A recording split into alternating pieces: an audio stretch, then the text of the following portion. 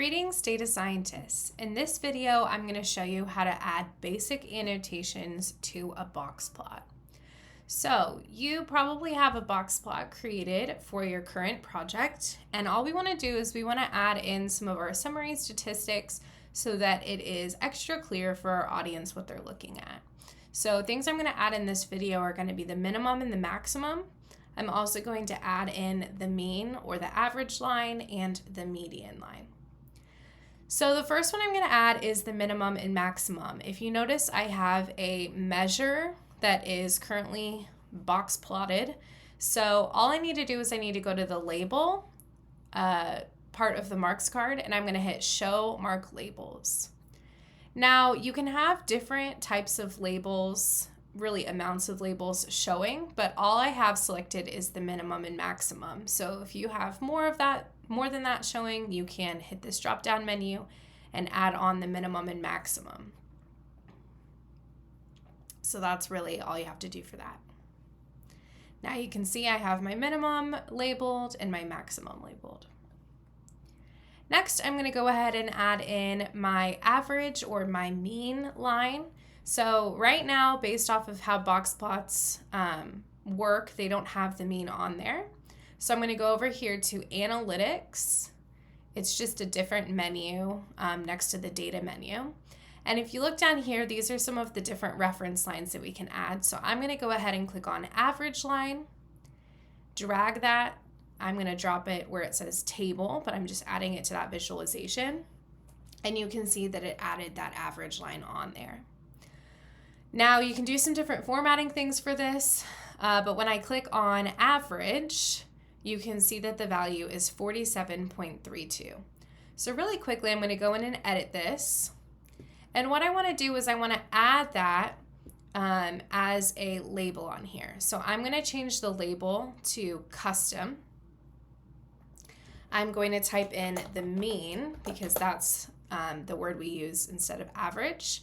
And then again, when I hover, it was 47.32. You might have a different mean because again, you're using a different variable. But now you can see we have that as a reference line and we have it labeled at the bottom.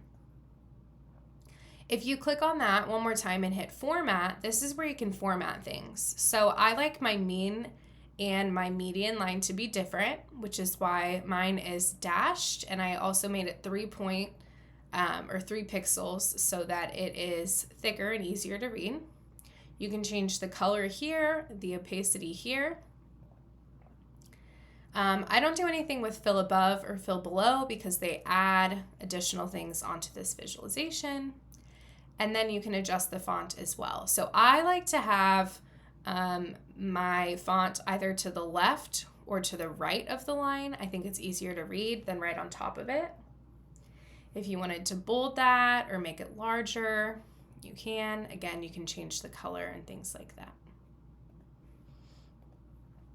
Now I'm going to add one more line, which is the median, and it might be tempting to grab this right here where it says median with quartiles. But again, when I drag that on, it adds some shading things that I don't really like. So what I'm going to do instead is get a constant line. I'm going to drag it on here. And then I can tell it where to go, and I want it to go to the median. So if I click on my box plot, my median is at 49.70. So here's my constant line, 49.70. There we go. And then I'm going to change the label to custom again and make that my median. So I can say median, colon, 49.7. So now I have both of those lines on there. And again, we can go in and do some formatting if we want. So if you notice right here, the mean and the median are overlapping. So I'm going to click on this median line and go to format.